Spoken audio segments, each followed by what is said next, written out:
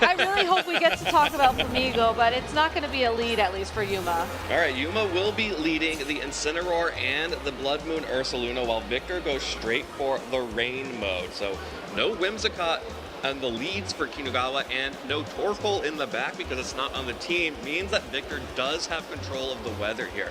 That is the downside of not having the Torkoal here. Kinugawa will not be able to change the weather unless Whimsicott is on the field and actively doing something. A very strong lead from Victor here, because had it been the Whimsicott and the Typhlosion, he would have been in a very tough position, but instead just making a great call, and now doesn't have to worry about being flinched on the Basculegion and can land a very powerful wave crash or a flip turn into either of Yuma's Pokemon to switch out the Basculegion or possibly even get a KO turn 1. Yeah, either of these Pokemon on Kinugawa's side are going to take an extreme amount of damage from any water type attack coming out from this Basculegion at this point. Of course, it is choice banded, so it's going to deal so much damage through the Intimidate. That's a one-hit KO with a critical hit onto the Incineroar. So Kinugawa loses a critical piece of the strategy here that is going to remove the Incineroar from the field, and that means that Basculegion gets to switch out, and Victor has all of the momentum. And gets the opportunity to send in one of his 2 Pokemon in the back. And I don't know if you saw this, but when he got that KO, Victor just kind of nodded like, yeah, I expected that. Yeah, I get those. I get those. But sending in the Archaludon here is nice because, you know, again, no Whimsicott in play means that Rain is around for now. Obviously, if Yuma has it in the back, that would be a great time to send it in to remove that weather. Archaludon on Victor's side of the field is running Electro Shot, so if the Pokemon, like the Whimsicott, could take that electric type damage, you could try and build up special attacks. But instead, I think this is a time for the Archaludon to think about maybe terrestrializing and to try and target down that Ursaluna Blood Moon, as it did just protect, so it should be vulnerable this turn. Yeah, and so here is the benefit of having the Whimsicott instead of the Torkoal, is now Kinugawa is threatening to turn off the weather at any moment. So Victor could try to go for an Electro Shot, like you mentioned, start boosting the special attack, but at any point, Whimsicott could use Sunny Day and then it's gone. At any time, the Pelipper could go for a super effective Weather Ball into the Ursaluna and have it turned off and turned into a Fire-type Weather Ball. Of course, now that the Terrestrialization has come out from the Ursaluna, that will not matter one bit, as it would deal the same amount of damage, and so Kinugawa is opting to go straight for the Tailwind here, get the speed advantage, and start firing off some big attacks like this Hyper Voice. With the Terrestrialization boost and the Life Orb boost, Pelipper is brought down to its Focus Sash, but look at how little damage it did to the Archaludon, and I think more critically gets that defensive boost ahead of what could be a Body Press, but instead, just a Draco Meteor. Yeah, just going for the Draco Meteor on the offensive there, not enough to pick up the KO, but the Weather Ball will clean it up. Still with the Rain up, that is still a Water-type Weather Ball, so Yuma is going to have to get a lot out of the final Pokemon in the back. And the way these teams work with Eruption and Typhlosion is you're just trying to get just enough damage for Eruption to start picking up KOs. And now Kinugawa has the ability to set the sun, boost the Eruptions, and maybe have enough damage to take this one home. I mean, the tough part is that Victor can very easily switch in the Incineroar, take 1 Eruption. But can it take 2? I don't know if you have to, because as soon as you take 1, you can send in the Pelipper and reset the weather. Maybe you try to get rid of the Whimsicott in that point in time. You have options here. It's not necessarily comfortable, but you do have the opportunity to try and reset the weather once and buy time to try and KO the Whimsicott during that time. Yeah, I mean, I think at this point, Kinugawa just clicked Sunny Day on Whimsicott for the rest of the game. You absolutely just click Sunny Day and Eruption here on out. And you also maybe consider, what else is there? I guess you could Encore as well if you're a little bit worried. You could Encore the Duraludon or the Archaludon into something if you really wanted to. But yeah, Sunny Day, Eruption. Yeah, Sunny Day, Eruption. The Archaludon now is locked into Electro Shot, and it doesn't matter. And Incineroar took over 50% damage from that, which means that it's not going to be able to take another Eruption. But the Terrestrialization was used on Ursaluna, so the fake out pressure should be enough for this Basculegion to be able to maybe take this one home.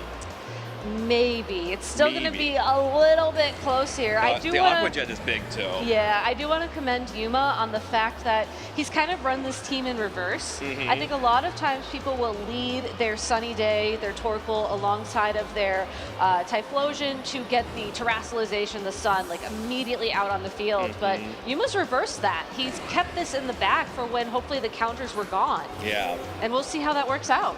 Absolutely. So Pelipper will come in here. That means that the terrestrialization from that Basculegion now is going to have rain plus terrestrialization plus its natural power to potentially even just knock out the Typhlosion with Aqua Jet straight up. Of course, regardless, even if Sunny Day comes out again here, that's still going to deal a lot of damage to that Typhlosion and potentially bring it down to a range where Eruption is not going to deal enough damage, and that's a 2-hit KO right away. That is, and exactly. The nice thing now is that even if the Basculegion gets encored into Aqua Jet, that will be enough to pick up the KO onto the Hisuian Typhlosion, and even if the Whimsicott can land a KO against the Basculegion before Aqua Jet would, Incineroar is going to love to take advantage of, I guess actually it doesn't have... Yeah, it only has knockoff. It only has knockoff, so Whimsicott might be in an interesting spot here where Moonblast can do the return of offensive Whimsicott. I was going to say, like, my first thought that I was building up to was, well, you know, you probably wish you had one of those more offensive variants here, but this Whimsicott might be able to do some surprising things right now. Well, it really matters how much damage it can get down onto this Basculegion. Yeah. Because even Whimsicott resisting in the sun is not going to want to take too many of these attacks from Basculegion, even though it is just Aqua Jet. So, you know, with the sun, with the resistance, it might, and because it's a swift swim instead of an adaptability, you just have the terrestrialization and choice band here. This damage roll is going to be really important. Oh, I think, okay, hold on. We have to see how much Moonblast does. Okay. Well, that's to Incineroar. That's fine. Okay. Yeah, okay. So that's maybe 5 or so Aqua Jets? Yeah. Just trying to napkin math Yeah. this. So I'm assuming the next Moonblast will probably knock out Incineroar? You would knock out the Incineroar. I would assume you try to target the Basculegion first, just because knockoff is just going to get weaker and weaker. But Yeah, but seeing that damage and maybe worrying about parting shots coming out from the Incineroar. Oh, probably that, yeah. That's going to pick up the KO on Incineroar, and this Basculegion is staring down a raid boss in this Whimsicott in the sun.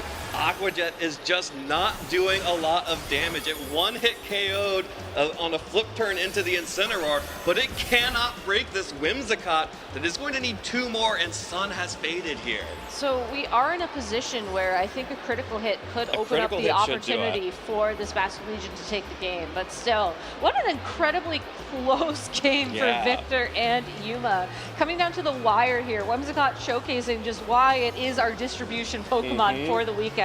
LAIC 26 Tailwind. The eyes are ones. All right, here we go. Let's see how much damage this is going to do. Oh no! Oh, that's okay. enough. The sun just wearing out. Moonblast not able to pick it up. Victor Medina by the narrowest of margins. One final Aqua Jet should be enough here. And then Whimsicott, you tried your best. I really wanted to believe in you, but the final Aqua Jet, you needed one more turn of sun. But still, the fact that it came that close to the you wire. You can see the stress of that match on Victor's face right there. Poor Victor. You always want to try and lock in your win conditions earlier on in the game, and I think that he did a really good job there, just recognizing that even though the end game was going to be very stressful, prioritizing the Aqua Jet onto the Hisuian Typhlosion was the correct call, because that Eruption would have been able to just tear through his team, even with the resistance, even with the rain had it stayed up on the field. So absolutely. A great call there. I also really loved how he led the rain on the off chance that we did see the Typhlosion, because hypothetically speaking, let's say we saw the lead into the Whimsicott Typhlosion and we saw the Sunny Day. We now know that Aqua Jet would have been enough to make a significant difference in that position. So I think game number 2, Yuma really has to find a way to break through this Basculegion, as it is the #1 threat for his team. Yeah, and I think Yuma did a really good job in that game 1 of finding an opportunity. Was still able to get off a full-powered Eruption into the Archaludon and the Incineroar. And realistically, when you fire off a full-powered Eruption, if the Basket Legion is still in the back, Basket Legion's coming in because you got to start aqua jetting. For sure. So long as Yuma can get a full powered eruption, unless Farigiraf is in the back, which is always a possibility. I was going to say, like, that would be the adjustment, right? Like, you still need that weather, I think, if you're going to bring the Typhlosion, but hypothetically speaking, if you're worried about a priority attack, Armor Tail would stop Aqua Jet right in its tracks, and honestly, you wouldn't have to worry about last respects either. You would just have to worry about those very powerful water type attacks, which it does look like this Farigiraf is Terra type water to probably take better. Yeah, the one thing that I would maybe consider for Kinugawa is the terrestrialization on the Ursaluna. Yeah. The Hyper Voice only did significant damage to the Pelipper, brought it down to its Focus Sash, and did a good amount of chip to the Archaludon. But I'm not sure that you didn't get the same effect by having a Terra Fire Typhlosion, which would have dealt more damage to the Incineroar on that switch-in, which would have then potentially allowed you to get a little bit more out of that. But here it is, the Ursaluna Blood Moon and the Incineroar lead once again from Yuma Kinugawa. Of course, both of these Pokemon once again immediately threatened by even just a flip turn from this Basket Legion in the rain. But we do see an adjustment made by Victor hanging out there in the back, so I can't wait to see how that is going to change things up, as that does give his Pokemon a bit more vitality overall in this matchup. Kinugawa, though, sticking with the same lead, so it's going to be a playstyle adjustment most likely, and I think you nailed it, Evan. The terrestrialization just was not valuable for this Ursaluna. Typically, the Life Orb and the Terra Normal can make such a huge difference, but Pelipper has Focus Sash, Basket Legion is still a Ghost type right now. They're just not going to get value out of that. Well, speaking of no value, any attacks into that Blood Moon Ursaluna will not have any value. Here's that flip turn. We are going to see that the critical hit did matter in Game 1. Incineroar just barely hanging on there after the damage from the flip turn. Sinistra, though, like you mentioned, the adjustment from Victor, giving him an opportunity to heal Pokemon back up, but will need to save the terrestrialization for that Pokemon if it ever wants to hope to survive an eruption. Pelipper's Weather Ball connects onto the Protect once again, which means that Kinugawa finally gets to use this Incineroar for something, and that is just going to be a parting shot into the Archaludon. Of course, that will lower the special attack and allow Kinugawa to pivot. So in a dramatic reversal of Game 1, Kinugawa is now the player who gets to choose which Pokemon comes out here and has the Incineroar still in the back to threaten Fake Out Pressure and additional Intimidates. Yeah, and that additional Intimidate would have made a huge difference in that end game against the Basket Legion. So it's great that the Incineroar can stick around. I think it's also great that Kinugawa now has the opportunity to get the Whimsicott essentially in the same position it was in game number 1 without that Pokemon loss. So can go straight for a Tailwind here or can try and set up the Sun. We did not see the Archaludon go for Electro Shot in game 1. It went straight for that Draco Meteor and the Weather Ball combo into the Ursaluna. So I think Kinugawa has to be thinking about how that turn ended up and as a result sort of adapt to it. I think that Ursaluna would be bulky enough to take a Draco Meteor and maybe the Fire type Weather Ball if it doesn't terrestrialize like you were hinting at this time around, but that's still going to be a roll. That's a lot of damage. All right, that's just going to be the Tailwind setup from the Whimsicott, just like in Game 1, but this time no terrestrialization on the Blood Moon Ursaluna, dealing basically the same damage. I was going to say, that looks exactly the same, except it's you got not 5 Focus more Sash. damage on Pelipper. Yeah. And, a little bit more on the Archaludon too, but probably not significant here. The Draco Meteor connecting once again onto the Blood Moon Ursaluna, and the Weather Ball again is starting to be enough to pick up that KO regardless. So Kinugawa is just like, well, you know what? I shouldn't have terrestrialized so early, and was really kind of unlucky that my Incineroar got knocked out immediately. Let me just try again. It almost feels like, though, the way he's playing this team is that the Ursaluna's job is just to give Whimsicott time. Yeah. Because, and break Focus Sash. And break Focus Sash, because Victor had to focus down on that Pokemon. Whimsicott is out on the field, Tailwind is set up, and now can set up Sunny Day without any consequence to it. And the Typhlosion still has terrestrialization, so we saw how much damage Eruption did in the previous game, and Victor, I would assume you're going to be seeing something very similar moving forward. So yeah, I don't know that the hospitality is enough. I was going to say, your hospitality towards your Pelipper is very kind, but I'm not expecting this to make much of a difference here. Okay, so the switch up here does allow Archaludon to come back in alongside the Basculegion potentially. And the Pelipper is protecting, so maybe this was more of a hospitality to take the attack for the Archaludon. Yeah, sometimes the best thing a Pokemon can do is tank an attack that one of your other Pokemon absolutely never wants to see a day in its life.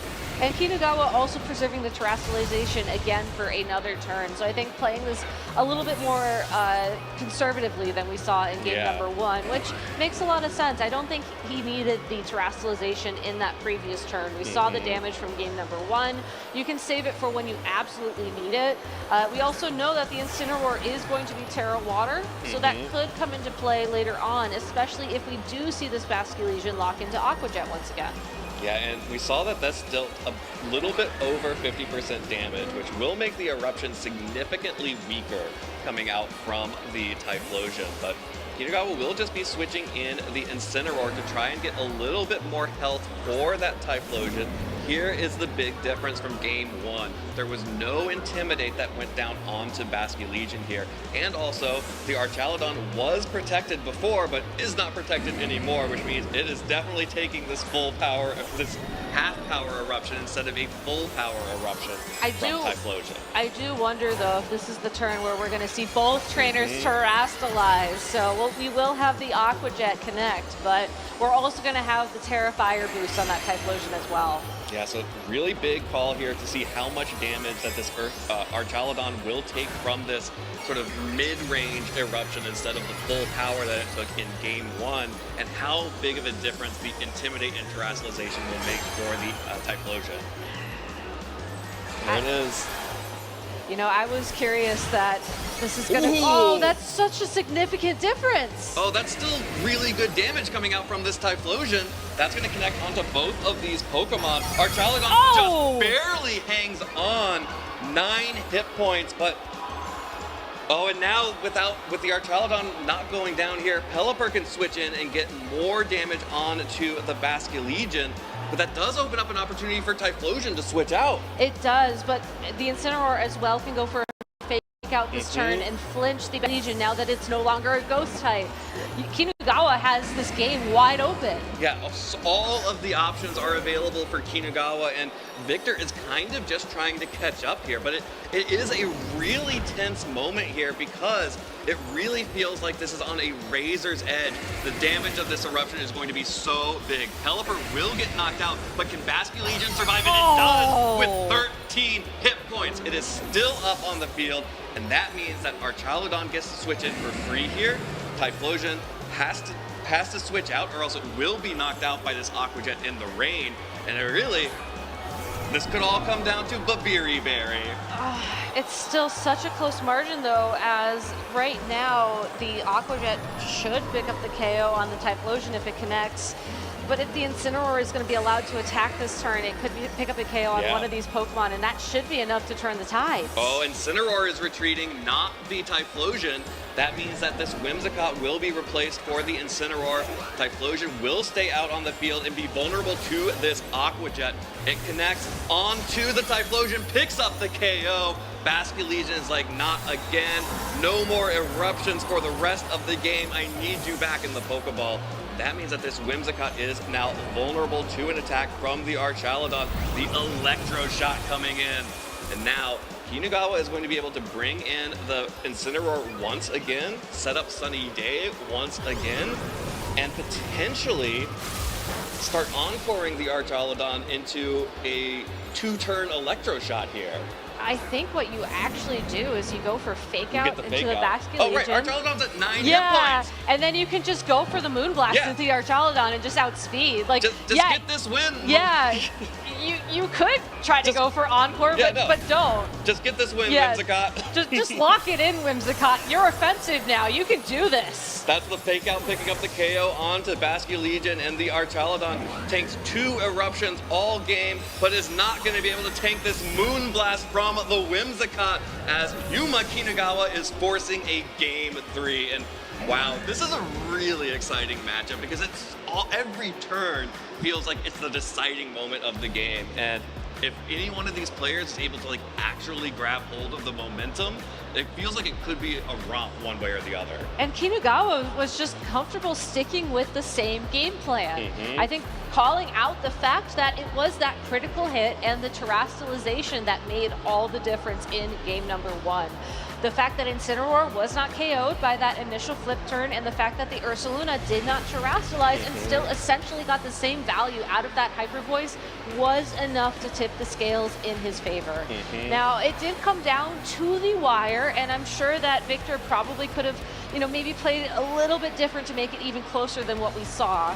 But still, able to keep calm and really what felt like, again, a game, like you just said, where every single turn mattered. Yeah, and every decision before the game matters as well.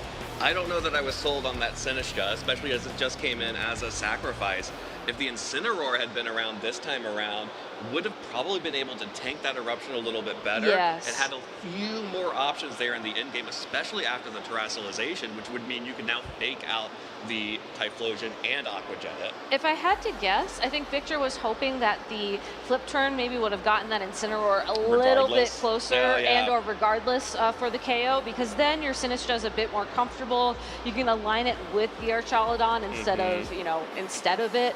And then your Archaludon can maybe be a little bit more comfortable taking eruptions as long as there's rain on the field. But since that didn't play out, I absolutely agree. You want the Incineroar in the back. You want to be able to switch in and take a eruption, especially if you know now that Kinugawa is probably going to go for the Terrafire onto that Typhlosion. It makes it vulnerable to fake out. It gives you more opportunities to switch in your Pelipper, reset the weather, and otherwise just try to find your way back into the game. But there's a Pokemon adjustment on both players. Sides.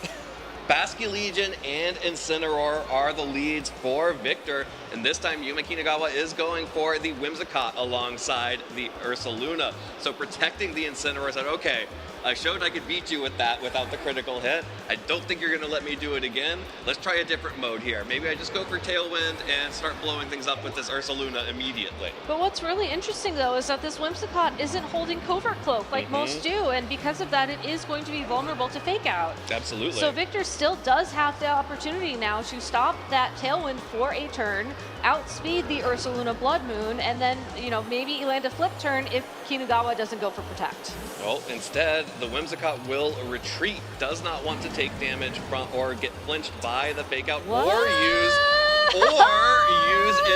its terrestrialization. But for Rigoraph coming out now means that regardless, there will be no fake outs available for the rest of the game as long as Rigoraph is out on the field and has something to say. So an entirely new mode being shown off here by Yuma Kinugawa. Armor Tail will block the fake out, which was targeting down the Whimsicott, I believe. So not a huge difference, but a lot of additional security here for Kinugawa. Able to terrestrialize into the normal type and will deal huge damage to whatever is left on the field to tank these attacks from the Blood Moon Ursaluna. There's the Hyper Voice, connects onto the Incineroar and the Archaludon. Incineroar brought down to basically where it was after an eruption. Is now at 70 hit points. Archaludon tanks it a little better, but now Kinugawa is threatening a potential Trick Room mode. Threatening Trick Room, and I think more critically, also threatening a Helping Hand Hyper Voice, or maybe a Helping Hand Earth Power, or you know what, why not? Helping Hand Terra Normal Blood Moon. Yeah, why not? We have all the options on the field here, and I think that's what's really unique about this Farigiraf adjustment for Kinugawa. Probably a substitution for that Incineroar on his side of the field, and it makes a lot of sense. You know, Terra Water doesn't have to worry about the Aqua Jet. If you can align the Typhlosion next to it, there's a lot of opportunity for this Pokemon to shine, and it's really not that threatened by the Pokemon on Victor's side of the field. Okay, well, double switch from Kinugawa, bringing the Whimsicott back out. That's risky. And now coming instead will be risky. the Typhlosion. Just showing the Typhlosion will take a knockoff. No! One-hit What KO. a call! I mean, that's such a very consistent play there. You It's knock such a off safe the knockoff. Citrus Berry regardless, but that's a great trade. Okay, so the one benefit here is that the Whimsicott is able to tank that Draco Meteor because of its fairy typing. So you do again have the ability to now go for the Tailwind mode with this Blood Moon Ursaluna that could start picking up big damage on the rest of the Pokemon. But without the Typhlosion, you're really running out of firepower. Yeah, I almost think that you would have been better off just staying in with that Farigiraf. I mean, typically they're trained to take one knockoff there. That was just a very unfortunate switch there for Kinugawa. Like you said, you can try and make up some momentum with Tailwind plus an attack from this Ursaluna, but you are going to struggle to break through this Archaludon's special defensive with just this Pokemon alone. You really needed the Choice Specs, the Terra Fire, the Sunlight to really power through that Pokemon in 1 or 2 hits like we've seen in the previous game. Okay, there's the Tailwind. The Earth Power connects onto Archaludon. Oh, never mind. Enough. That's enough to pick up the KO through the Assault Vest. And now, with the Tailwind up, Kinugawa may be able to make something happen. But remember, this is a Life Orb Ursaluna. Well, it was. So that would mean that it was on a timer, but the knockoff, just dealing some decent damage here, puts it into Basculegion range regardless. The knockoff basically just getting us there faster. Yeah. And Basculegion really doesn't need weather at this point in the game as well. We've seen it rely on Aqua Jet so often, and knowing that the Farigiraf is in the back of Kinugawa's party as well, you do have to wonder if now's the moment where maybe you switch gears and try and lock into a different attack. You do have to worry a little bit about the speed control on the field, but I do think that you have opportunities here to just break through that regardless. I do think it's a very easy switch, though, for Kinugawa to maybe switch out the Whimsicott for the Farigiraf right now in hopes of catching the Aqua Jet. Yeah, but you can see that Victor is afraid of exactly that, opting not to lock into an Aqua Jet. Because, of course, with the choice-banned Basculegion, locking into Aqua Jet when you know there's a Farigiraf in the back is just asking for your Pokemon not to do anything for the rest of the game. Yeah. Instead, the Water Terrestrialization will happen on the Basculegion, as it will try to make something happen and re-pivot here. But because it's afraid of that Aqua Jet, needs to be able to deal some damage back. The offensive Whimsicott is back out on the field. Here comes the Blood Moon to follow up the Moonblast. That is going to connect right on the Basculegion, picks up the KO. Basculegion goes down. Incineroar will be able to pivot out here, but I believe the last Pokemon for Victor was the Pelipper, and I don't know that Pelipper is going to be able to do this because that Farigiraf is fully healthy. It's fully healthy, but Whimsicott has a Moonblast and a way to break that Focus Sash so that the Ursaluna can follow up for the knockout. Unfortunately, the threat of the Farigiraf was enough. It was just enough to keep Victor from locking in Aqua Jet, which would have at least gotten him through that turn. And honestly, most likely would have gotten him through the end game, given that he did still have 3 Pokemon and would have been able to pivot out, switch the move, and then lock into something that wasn't priority. Unfortunately, though, you do have to play through a couple of turns carefully if you are Kinugawa, as Fake Out is now in play once again, and you will have to be very careful to ensure that you're not caught off guard by it. But I don't think there's a way that Kinugawa can, you know, I don't want to say mess this up, but you can certainly not worry about Fake Out and get the knockout on Incineroar this turn, but no Fake Out, just gonna KO. Yeah, Victor recognizing again, I can't risk the Fake Out just whiffing and giving Kinugawa an entirely free turn. Weather Ball will connect onto Ursaluna and pick up that KO, but this Farigiraf, again, it's fully healthy. The Whimsicott's going to be able to come back out here and, you know, potentially reduce the damage of that Weather Ball by using Sunny Day just a little bit onto the Farigiraf at least, but there's still a Citrus Berry on Farigiraf. It has Psychic, Nightshade, and Helping Hand. This Pelipper does not have the defenses to withstand all of these attacks. Whimsicott alone would get this, and the special attack drop to boot. Following up with a Psychic from Farigiraf. Pelipper goes down. Yuma Kinugawa takes Game 3, showing an entirely different mode of that team, sacrificing the Typhlosion, removing the option for Eruption, and just going for the sheer power of that Terra Normal Blood Moon Ursaluna. Incredibly well played. And not only that, showcasing that your support Pokemon can also be really the offensive backbones, the offensive endgame of your team as well, as we saw in those last 2 games there. Yeah. You know, Whimsicott and Farigiraf were the closers. You know, that Psychic, that did so much damage to the Pelipper at the end of the day. And I think it's really neat that you can recognize those opportunities for those Pokemon to really shine outside of their typical roles. And I do want to say as well, I think that Kinugawa made 2 incredible calls there in those final 2 turns, you know, not switching in the Farigiraf and then deciding to switch in the Farigiraf. I think that was some fantastic mind games on his part.